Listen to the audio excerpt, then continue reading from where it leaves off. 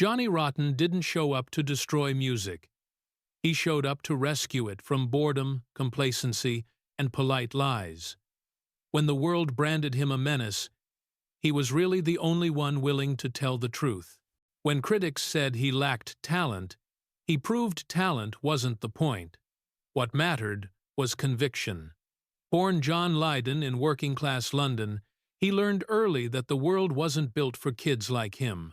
His crooked sneer wasn't an act. It was armor. His anger wasn't decoration. It was survival.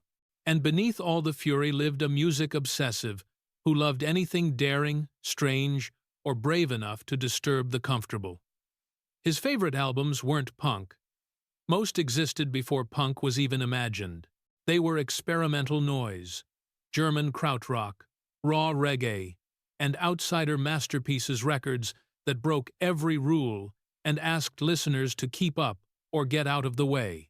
These albums didn't teach him how to play. They taught him why to shout, why to challenge, and why to never bend. These are the 7 records that shaped the riot inside him.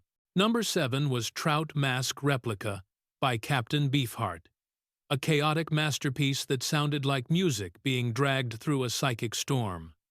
Most people ran from it. Rotten loved that it didn't care if you listened. Beefheart could have played it safe.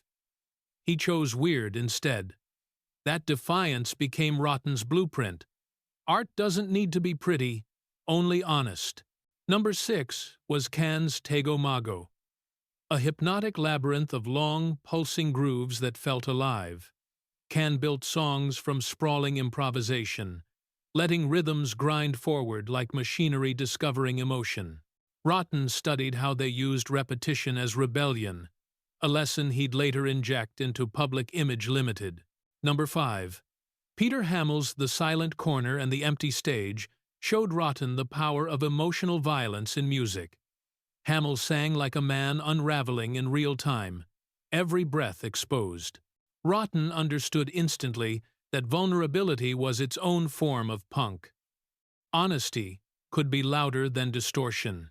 At number 3 came New.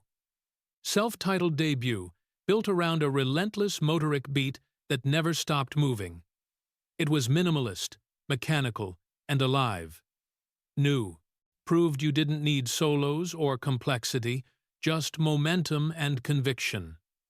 Rotten carried that precision into every post-punk experiment he touched.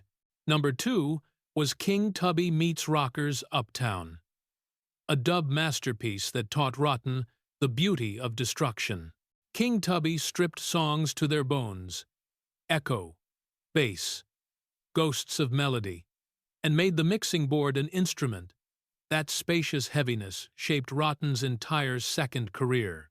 And number 1, Pawn Hearts by Vandergraaf Generator, terrified him in all the right ways. A 23-minute descent into madness, it refused every rule rock relied on. Rotten loved it because it demanded everything from the listener.